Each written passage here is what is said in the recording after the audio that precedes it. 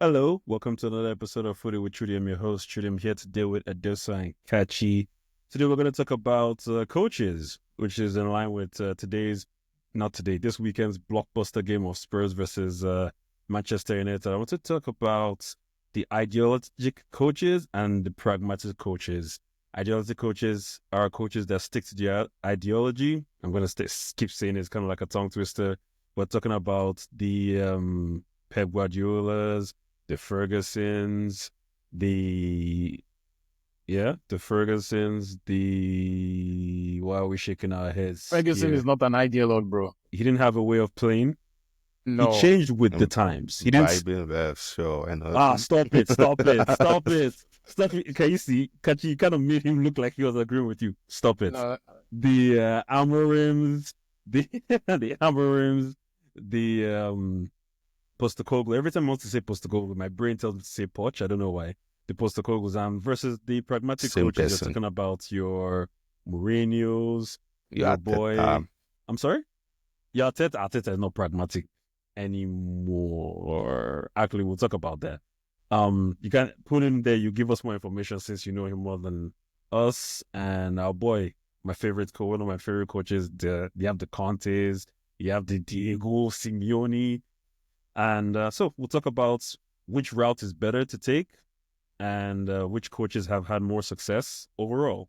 I want to start with the ones that are currently, let's start with the ones who are going to play this weekend, the Ange, Postecoglou, and Amorim.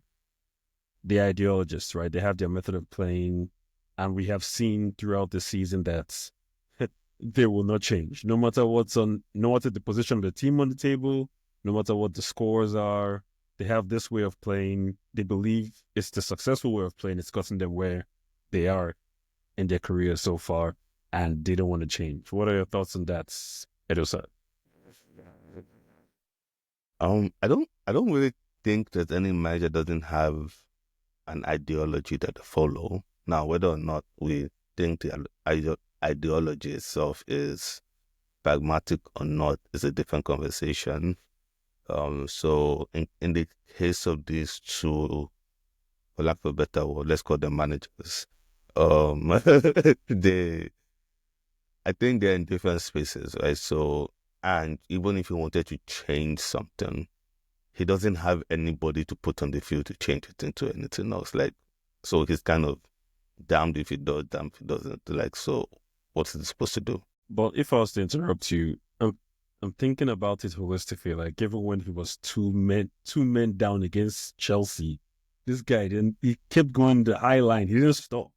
Yes, but then I don't know if you remember that Chelsea team was the Chelsea team that straight up were not scoring goals that much that season. They were not doing anything at all that season.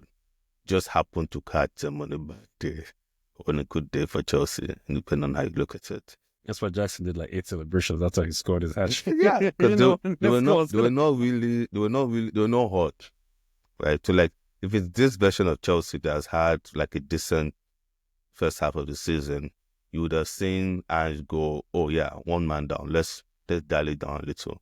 And you see that even against Liverpool in both games, like in the Carabao Cup, they didn't play the high line that Liverpool were expecting them to play. They can do a more medium style line, I guess, but it depends on who their players are. Like, you don't go playing high line with Archie Gray in your defense. And I rate Archie Gray more than most people. That guy's going to be a superb DM, but he's not a centre back and he's not fast. So why are you going to play high line with him? So I think the high line probably works in 7 out of 10 games, which is what you probably need to be a top 4 side. When you want to win games, you need to introduce a bit more pragmatism into your style of play, which I guess we'll get to with the other managers they're calling ideologists. Are not, I don't think actually ideologists. So these two people, despite their success, their inability to adapt, especially in Amorim, his inability to actually adapt to what's in front of him, is the reason why I don't see him lasting more than 2 years. And it's weird because I actually thought he was going to be like a very good manager. But like, this guy just seems like if you give him 15 million for another fullback, it's not going to change anything. Like the players you have on the field cannot play in a 3-4-3 unless you are buying an entire team. They are not going to be able to play in a 3-4-3. And even if they do, in the Premier League, you get one good season out of a 3-4-3, and then everybody just tears you apart. So I don't see it personally. So yeah, hopefully it's like a 10-10 draw or something like that this weekend. Like This guy's just trying to be entertained. Yeah, just trying to be if entertained. I have to watch Man United, that doesn't matter. So, Kachi, do you think it's worth him changing the formation, considering this is what he was brought in for? Like you saw during my interviews, I assume you watched my games. This is what I do. You hired me for a reason. I'm trying to do what I do. At what point is he on the players to be like, all right, you guys are professional athletes, right? Like, we've been training since November. But then he's not cannot be this clueless. But then Amorim has not been under a rock. He surely has been watching Man U, or surely he did his research on the company that came calling to hire him. Normally, when an employer offers you a job, or the HR manager for a company offers you a job, you do your own research on the company. So surely he has done his research on Man U and realized that, first of all, Man U doesn't have money to spend because they spent so much money uselessly the last 2-3 years, right? On Ten Hag, basically Ten Hag flops. Second of all, the players' IQs are not up there. Okay, so he can say, okay, I did not know that the players' IQ, but like, you know that Man U is not in a space to spend money. That's number one. Number two, you know that we're in this profitability landscape where FFP and everybody's kind of like panicking. They don't want to go over FFP or get the dog points and all. So I'm like, on Amorim, you could have known that, okay, if this is a 5-year project, you know, at least for the first 2-3 years, you just have to survive. You're not going to have any money to spend, so you have to make do with what you have. And I agree with that. Those are the 3-4-3 formation. These players cannot play it. And you're not going to go, Man U is not going to go buy you a whole new squad. And then the one you not even brought in, the Patrick Dogu you brought in, you played him on the wrong wing. Like for me, these mistakes he's making are the mistakes Ten Hag was making in his last few months at the club. So I'm like, how are you making these mistakes now at the beginning of your tenure? Like for me, I always have a problem with people that are ideologues. Your goal as a coach is to win the game, first of all. When you then start putting wins together over years, when you now win trophies, then you can then choose to be an ideologue. But to me, you have to be pragmatic first and win the game. That's the goal of the thing, to win the game. And the problem I have with this type of managers is ideologues tend to lose a lot of, especially, first of all, they lose a lot when it comes to like cup competitions. Because they're like, oh, like the Champions Leagues or the FA Cups. Partly because they're like, oh, I want to play my particular style of play. But you're playing a team, maybe preferably a lower performing team in the league, or a smaller team that are like, okay, today we know we're going to die on this field. And we're going to have time to do research on these guys. And we're going to go after them and go after their weakness. And so you have these ideological managers that are very like, I'm stuck in my ways. If I'm playing Highland, I'm playing Highland. Look at Tottenham. All their guys, hamstring, ACL, hamstring. I'm tired of running. My body's tired of. No, that's the thing. It's like these guys ran more under Conte, but they were not this injured. But these guys having them play, they are running plus they are playing Highline. So you have defenders that are probably covering 3 times the distance of what they covered in their previous manager. Of course, all their hamstrings are going to go. And then everybody knows that Spurs are going to play Highline. So they're like, all the strikers are licking their chops, knowing that, bro, I'm going to double my season output. If I have 5 goals, my FPL output, I'm going to double it. Like, all the betting companies are betting that you're going to concede goals. It's like Salah alone will use Spurs alone and probably collect 10 or 11 goals alone this season from just playing against Spurs.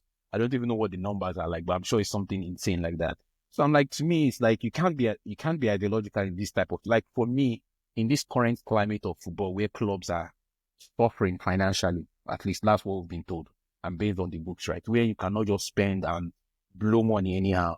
Where the Real Madrids or the Saudis or the Barcelona, which don't have any money, cannot come and bail you out when you make like a stupid decision in the transfer market with like a big signing. Like that, and that age is gone.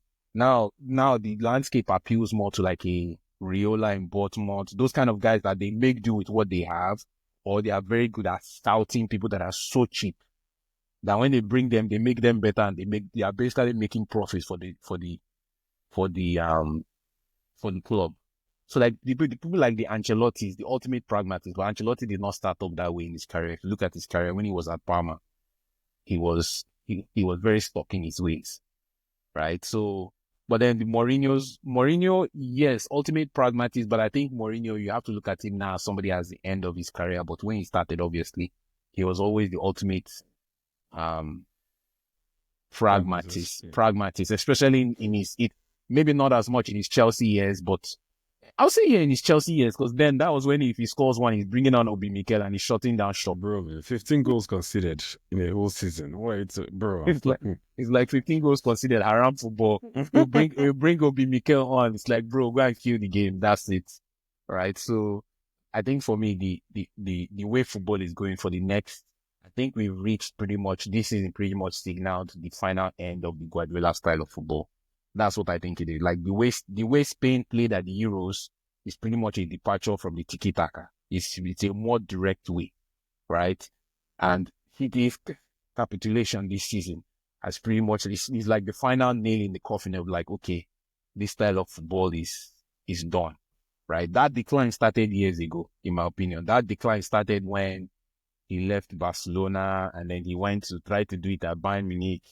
And the Germans in Bayern Munich are like, bro, you're not coming here and changing our style of football. So it did not work there. And then he came to Man City. And even at Man City, he had to learn because his first season, he's like, I'm going to play my style of play. And he got torn apart. And then he went to the Sheikh. The Sheikh gave him endless bounty of money. My guy bought, but he kept on falling short in cup competitions, in Champions League. Because everybody's like, okay, in the league, you can get away with doing that because you win more games that way. But in one-off games, right? In one-off games, like you give them and UEFA just kept on giving them Real Madrid. They're like, right? And then Ronaldo and all those guys were in their prime. So I think for me, in the current state of football, as a manager, you need to be pragmatic. You need to be able to develop the players you have. You need to be able to use the players you have to the best of their ability to get the best possible results. And then if you develop those players that you bought for cheap, and then the club can sell those players for a profit, then you then earn the right to go and tell the club that, hey, I want this type of player. But gone are the days where a manager is like, I'm buying my own type of players. I don't think clubs now are buying players for the club, and then the manager has to use those players, right? Gone are the days where it's like, oh, you can walk up to the board and say, I need 100 million, I need X, Y, Z. That's not happening again. It's Ten Hag that spoiled markets for everybody. Go to buy all his Dutch countrymen and say, come through, man. Come through.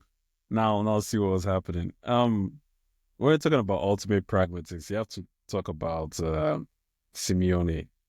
Like you can sense the annoyance from teams when they're playing this guy, especially if they're just accidentally one goal up. Like everybody's in the 6-yard, but like, bro, come out and play it now, man. We're taking this 1-0 home.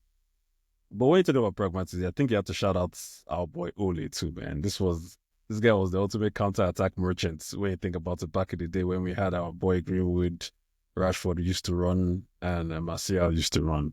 But we did complain as a fan base that this was a boring, like they wouldn't consider it a tactic. We always called Ole tactic lesson. Bro, I did not find it boring. I find it vibes.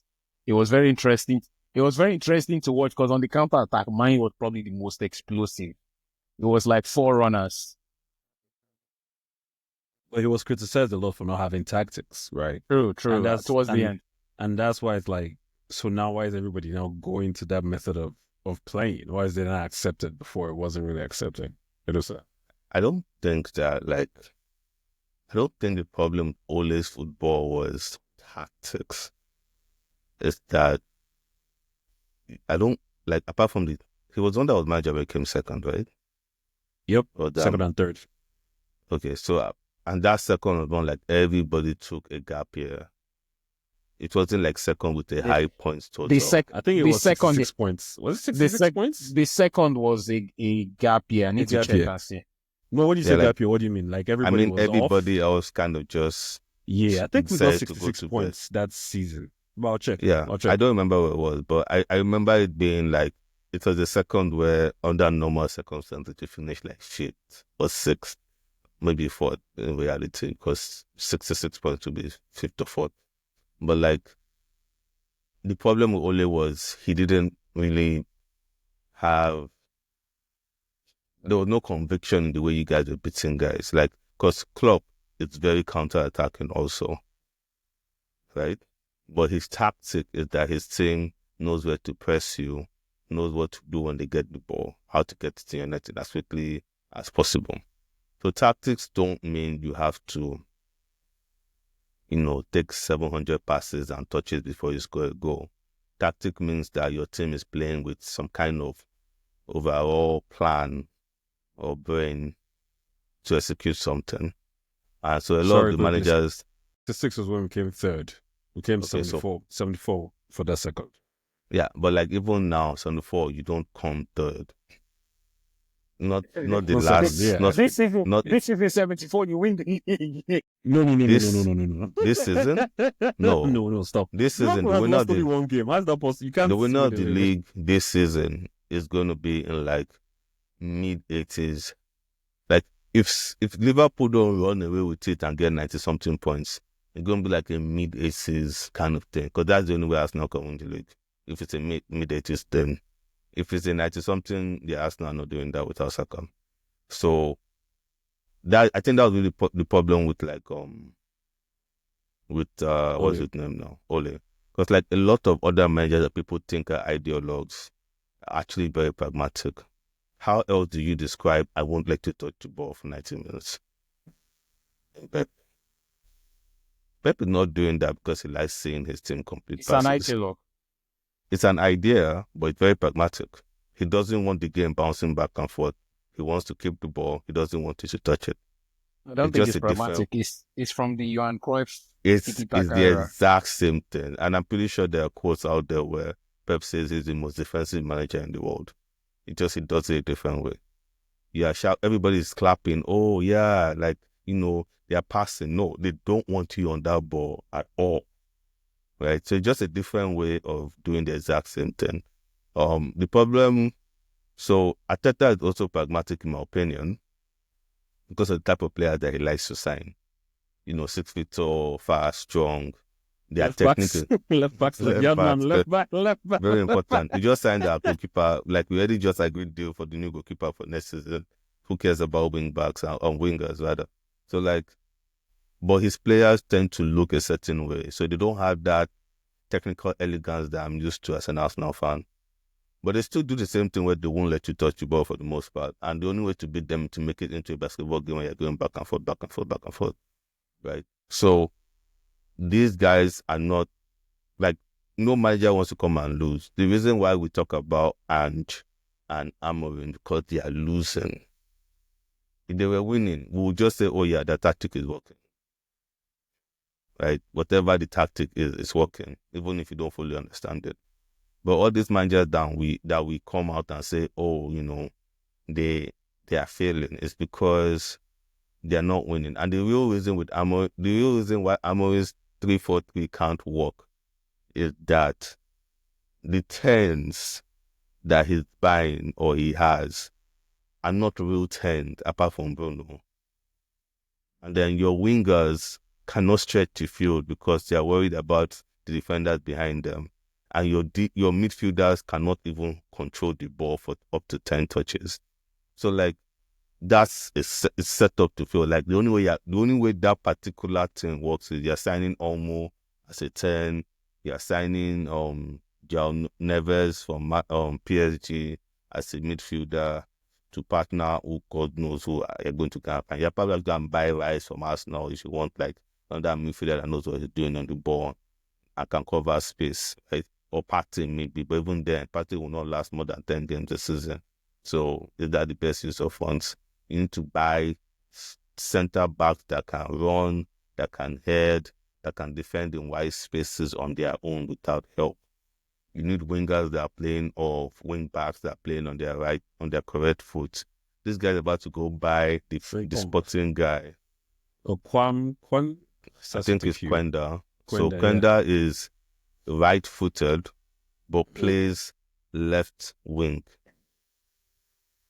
And they want him to be a left wing back so that you can play a left wing back who is left-footed. He's left-footed. as a right back. Bro, I'm confused. I think I'm in calculus class all over again. And so, like, just think the Dogo guy, but the reverse. He uses the other leg on the other wing. And me, I know that when I'm defending on the wrong side, that trying to lift the wrong leg to kick the ball is a problem. So now you're asking someone to be trying to do that against Salah, against Saka, against like some of the best killers in the world that just needed to fall asleep for the nanoeth of seconds to get to do you. Like, at some point, he needs to dial it away because it's not going to work. Now, if it was a 3-4-3 where like you had show wingers in the three, then sure, why not? Maybe it makes more sense. But that's not what he's doing. It's not what he's doing. So I don't get it. Hey, I could be wrong, and maybe he gets like a bunch of young guys who can run and can do the job and don't cost you that much money. It's possible. Like a mini Brighton, I guess big Brighton, because you're bigger than Brighton for sure. You can attract a higher caliber. No, definitely. You can attract a higher caliber. Who pass every season, bro? No, but like who pass every season? I think that's something that like football fans need to realize, that like there are certain teams that just set up a certain way that you can't really beat them, not consistently. Anyways, like, so the way we did City now, we're not going to do that for another 2 years. Just because we can't, like, they are anti us, if not in us. The same way Newcastle is anti us. And the same way I look at Liverpool, I know that we can take them even if I'm not fully, everybody is not there. Right? The difference will just be that they have Salah to score their goals. But like, apart from that, if you can stop Salah from scoring, Liverpool don't have anything against Arsenal. Right? So certain teams are just built to beat certain teams, or they have certain teams in mind when they're building the team. So to bring it back to managers, I think that, the pragmatism thing is not really the problem.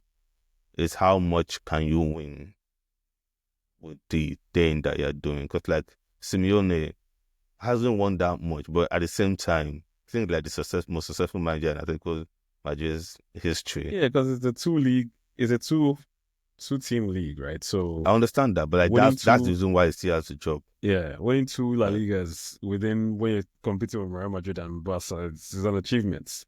Despite what and not just that, when they play Atletico, they know they are playing a game. You get, and sometimes that just it, man. Like I feel like the Oyibos got one thing right. I'm going to say that so we don't get cancelled, which is the PlayStation, the PlayStation trophies they hand out to kids and stuff. And it's not even like right in the sense that that's what you should be doing. It's just kind of like sometimes the process has to be rewarded more than the final result, right? So someone's going to tell me that Arteta has failed over the last couple of years. This guy built a team, spending less money. He spent the fifth since he came. If you arrange it, how much everybody spent, he's number 5 on the list for spending, and he's number 5 on the list for wages. In the Premier League, wages strongly correlate to your position on the table. So Arsenal should be 5th, not trying to win the league. So you can't look at somebody like that and be like, oh yeah, because you didn't carry the shiny thing at the end of the year, you have to get fired. Like, it doesn't make any sense, right? If you go the last 3 seasons, points-wise, Arsenal have the most points in the league.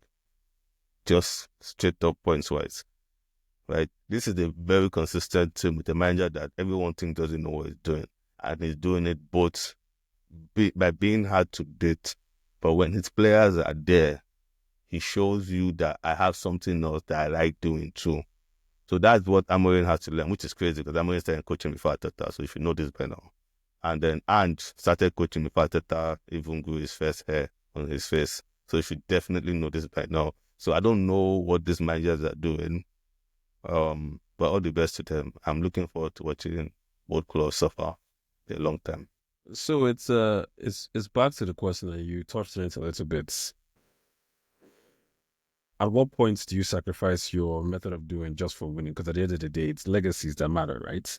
It's legacy. Nobody, and I keep in the debates that we have, I keep telling you, like, history is going to remember this Man U downtime of us being 13th or 6th or whatever. But in the years to come, nobody's really going to remember Arsenal challenging. But the trophies that Ten Hag won is up there. The FA Cup and the League Cup is there. History is not going to remember like, hey, this guy's challenge between 1982 and 1984. There was consistent second. But when you're tallying the trophies, you know, okay, yeah, they won that thing there. They have 8 FA Cups. At what point are you willing to sacrifice history for the streets to remember, basically? I mean, I get what you're saying, and I don't know at what point you decide that, but I think everybody watches football for different reasons, right? So, for me, I want Arsenal to win stuff. Right? The question is, do I think Arsenal can win stuff under Arteta? My answer is yes. Right? Does it mean that's a guarantee? No. The same way, if you fire him, we could be getting Ten Hag next. Right? So you don't know. It doesn't mean you shouldn't take the risk. It just means that you shouldn't break something that's still working. Right? So I can start boring about, players getting injured, players getting overwhelmed, all the things I've been saying on this podcast, Ange is saying them in real time right now about how when players are injured, you're overburdening the other players that are left, so they get injured. Yet, the other clubs that are in the same situation as Arsenal are way below their standard, while one team is still consistently good. That tells you have the right man for the job. And that's without even adding in all the ridiculous things that happen to only Arsenal in this league. And we saw it in the Plymouth game against Liverpool. Like, if Mo Salah and them get injured, these guys are cooked, man. He doesn't bring anything to the table, bro. Bro, like we played similar strength teams in the Carabao. Fielding, Waneri, and Luis Kelly, and a 14-year-old or 15-year-old goalkeeper. And we didn't lose. We watched them, right? So, like, the idea that someone thinks that Liverpool have not been lucky from an injury perspective, even though they'll come and tell you, like, Trent got injured for one game or something ridiculous like that, like, that's nothing. Like, people miss games to, like, card accumulations and stuff. Like, only one team just has a lot of ridiculous things going against them. And that's not to say other teams are not having their own issues. Just that, like, depending on where you are on the table, you can just factor it in as, okay, whatever. But, like, when you're trying to win the title against two players having generational seasons in Salah and Van Dijk, like, you can't be having injuries to anybody. You cannot be having unnecessary red cards to anybody. You cannot be having penalties that don't make any sense given against you, right? So, but that's completely outside the control of the manager. Has, like, nothing that has happened that I just alluded to has anything to do with Arteta. So you fire him. Do you think that's going to make people Arsenal better? Like, no. I think the refs actually don't like Arteta. So maybe it might. But that's fine. But the refs didn't like Wenger. They didn't like George Graham. And at this point, I'm talking about managers that managed before I was even born. So, like, nothing's changing. These are not the same refs, right?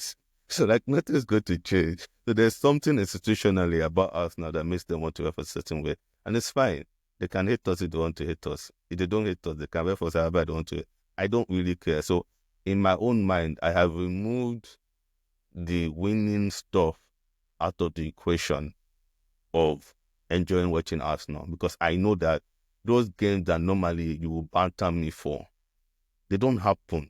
Like, Liverpool, when Liverpool are playing us, they know that they're not beating us. Like, when they beat us, like, 1, no longer 5 or 6-0 for no reason. Chelsea know they're not beating us. Like, Man U have already scored their 1 goal against us in regular time for the rest of this season. Try again next season. Tottenham beat them twice this season. We didn't even have Saka for any of those games. Odegaard missed one. Right? So, like, Ben White hasn't played in, like, 15 weeks. It's true, that bro, man. I forgot about that, bro. What are we doing here, right? Like, Rice played the first half of the season with a broken toe. So we're subbing him after 60 minutes for half a season. Somehow, Partey is the most fit member of my midfield. Like, everything is upside down. What do you want us to do, bro? So like I see that, and then I hear Amorim talking about how we have to suffer. The players are not training, and I'm just like, what do you want? Like, you have one of the best academies in the entire planet. Do Every we? single type of Yes. every single profile of player you can possibly dream of is in the Man U Academy. You want baby Haaland, you have.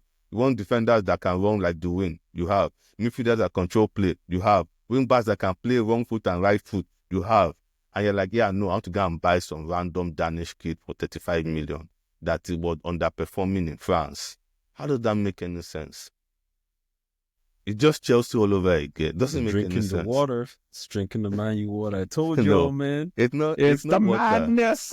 It's not even the madness. It's It's not the madness. He's coming to tell fans that are already suffered they are going to suffer. It's like, bro, we don't have amnesia. We've been suffering for the last 12 years. Nah, the way you think about it, we're coming sixth and them, right? We weren't really suffering. Now we're suffering. You're not suffering. It's like now you're suffering. No, like Can you 13th? Now you're suffering. We're coming sixth and saying this is unacceptable. if he's this weathered to that formation, like, I don't see what changes next year, because like, you don't have Lissandro. Players. That's the hope. That No, in the summer you get players. I don't That's the think you hope. understand. Like, okay, so I remember when the first time I knew that United could not match Arsenal was, I think, 2021. We had Eneli, Ozil, and I think Ramsey playing midfield against like a midfield two from United. I was just like, I think we lost the game, but it's like, this, like, if anybody plays a midfield two against Arsenal, we're killing them. Like, it's literally no hope. No hope whatsoever. This year, we went and played PSG with their midfielders that everybody loved. They all looked like ordinary players. Yet, those boys, when they played Nottingham Forest, they were gasping for air. When they played Liverpool, and they were not Liverpool, when they played Newcastle, they were gasping for air. When they played Bournemouth, oh Jesus. So where is United going to improve when that's the level? That the second best team in the league struggles in midfield against some of the best teams some of the medium teams in the league. And then you're going to sign who to play two-man midfield to do what? Two-man midfield is dead in the Premier League. You can't be playing two-man midfield in this. We always Premier League. basically play two-man midfield because Bruno scones somewhere. But then that's why we keep getting outmanned in the midfield. Yeah. There's a reason why when team go and watch the way Brighton play, you guys, you just pass straight through the middle. And you play well against teams that are more, we want to play ball with you. Teams that don't respect man, you just go straight through the middle because there's nobody there. There's nobody there. It's not that Teta is scarred from the time he spent in Everton and everybody was slapping him around. Like, Man U games, all this or that, there won't be games that he takes this seriously. Just show up and slap them and keep him moving. So Amorim needs to be on his knees praying right now that the list of players that he wanted to sign when he was at the other team, Sporting, the new Man City guy doesn't have it with him. We're just going to sign all those players. And there's nothing left for you guys. Yeah, man, seriously. But before we talk about the predictions, Kachi, same question that I had for this. Pragmatism versus ideology. At what point do you say, okay, now it's about winning, I'm trying to win, I believe my way is going to make me win, or I'm just going to be pragmatic and either win the cup? I feel like based on what we've said so far, what we've seen so far, ideology is better at getting you the league, and pragmatism is better at getting you a trophy, which includes the Champions League, as you alluded to, the likes of Pep and them struggling in the Champions League, Man City. Yes and no. Like to be able to be an ideologue, right, and still sorry, let me rephrase that. So to be able to be pragmatic and win those cups, first of all, you need guys that can turn up on the day. You basically need, I wouldn't say young players, you basically need your players to be hot, right? To be performing non-stop, or to be veterans in the sense that they've been there, done that, so they know how to play those kind of games, right? That's the way I see it. Like, to me, with Amorim, he has neither. He has neither does he have veterans, neither does he have. He doesn't have players with high IQ. He literally just has players that are overpaid average players that are an amalgamation of like 5 or 6 previous managers. And nobody is buying him any, like, he's not getting a full new squad for like maybe 6 or 7 transfer windows before he'll be able to get all those guys he wants out. Because it's one thing to get players out. Now that they know that Man U is desperate for players, everybody's going to hike up their price, bro. People that they will sell to Arsenal for 12 million, they will tell us it's 30 million, take it on. But that's been happening since, though. And was it so bad that we can't afford Tell? Because you heard what happened with Tell, right? They want her. I keep saying it, I'm of the opinion that Man U has enough guys in our promotes academy players. Bro, if our 2 strikers are not performing, Xerxes and Hoyland, who have been putting up a stinker this season, pull them out. Put the Chidiobi guy we stole from Arsenal. I mean, surely he's not that much older than Rashford when Rashford started in our team. Put him in there. Surely he cannot perform any worse than Hoyland.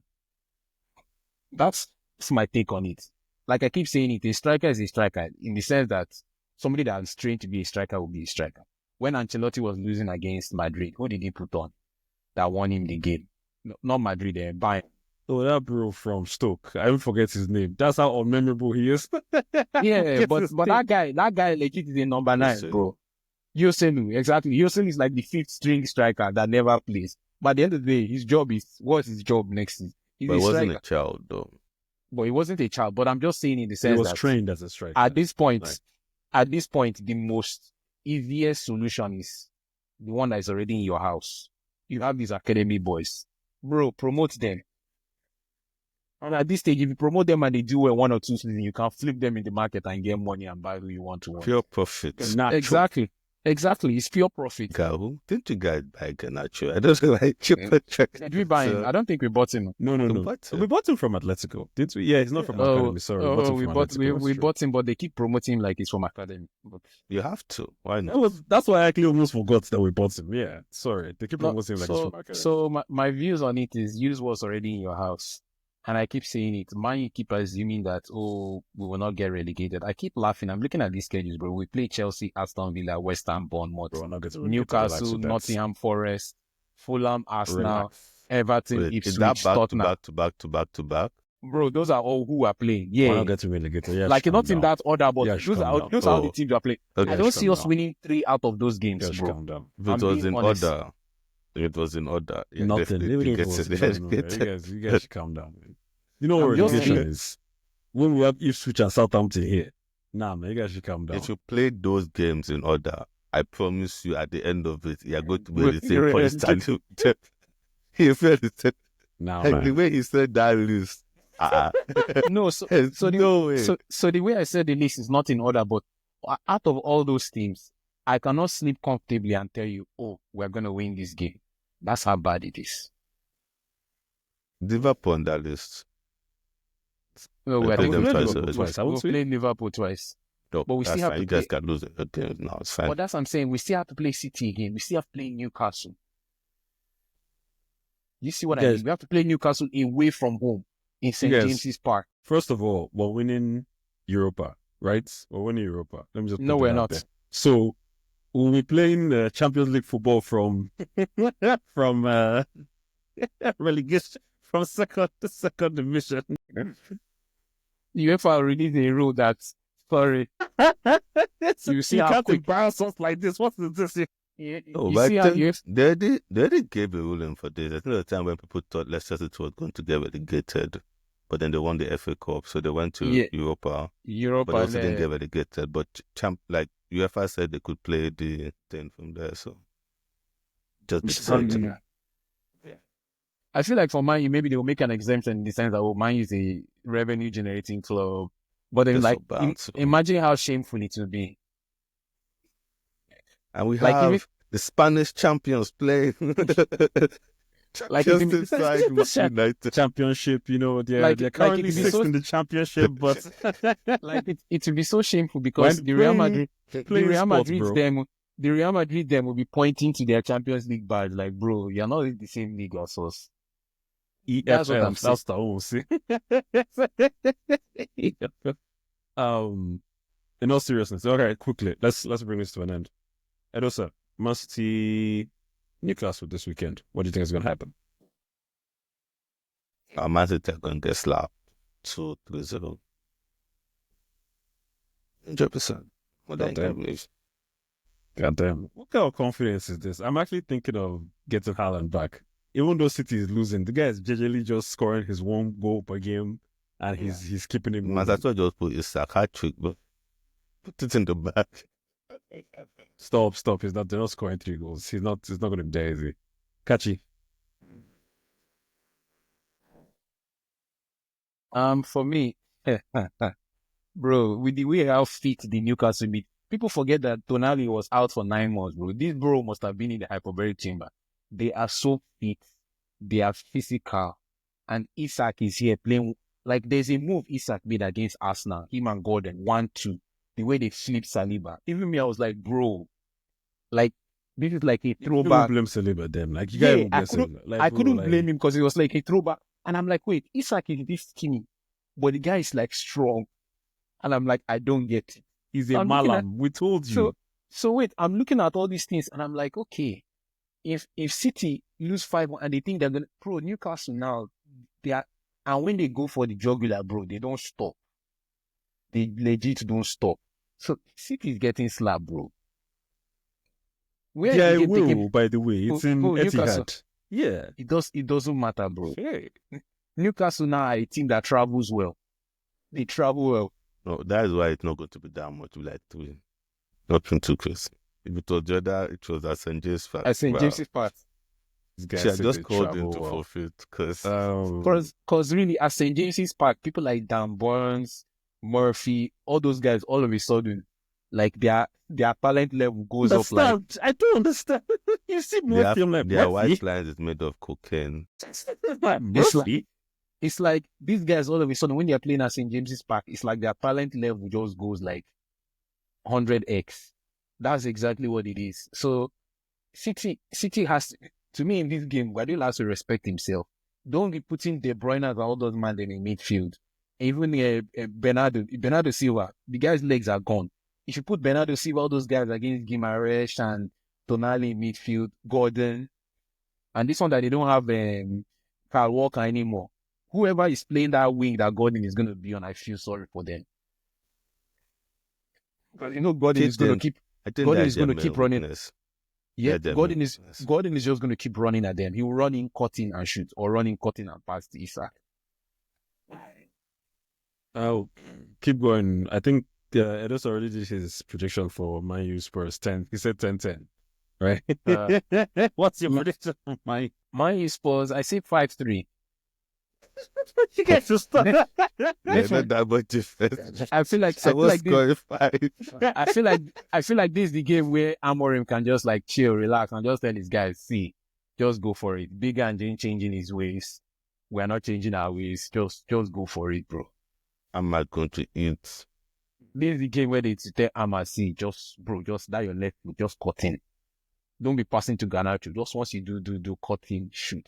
No, the Garnacho shoot. You guys don't pass to Garnacho. But see, Garnacho doesn't even hit the target, bro. Against Spurs, just hit it hard and let it hit the target. The chances of it going in or the goalkeeper having butter fingers and the thing slipping through his hands is high. This is the game Bruno is going to say that about Nana too, though. That's right. That's what I'm saying. It's going to be vice versa. It's the goalkeeper that can hold his nerve and punch away the most amount of shots. Because that's really what it's going to be. Because Son is going to shoot. Matista is going to have Euro on skates. Yes, we cannot play Euro. God, please, we cannot play. No, we can bring him on second half, but we should not start the game. Bro said, please. Kulusevski is going to have, who's your Dalo and whoever is playing left of that back are going to be dancing to the entire time. Bro, tell me that much. I have to be there for this. It's on Sunday. It's 11:30 your time. I think it's 9:30 my time. Nice. Let's just go to church, I beg. Forget this. Go to church. Of course, that's what I do. I've realized the secret now. The days I stay home and I don't go to church, we lose. The days I go to church and I don't want to watch the game, we win or we manage to scrape out a miraculous result. So I'm going to respect myself. I'm going to church. You should send Amorim a letter letting him know that he needs to just move you, like buy you a house close to your church. But that way, it's almost the same thing. Like, Holy. All right, cool.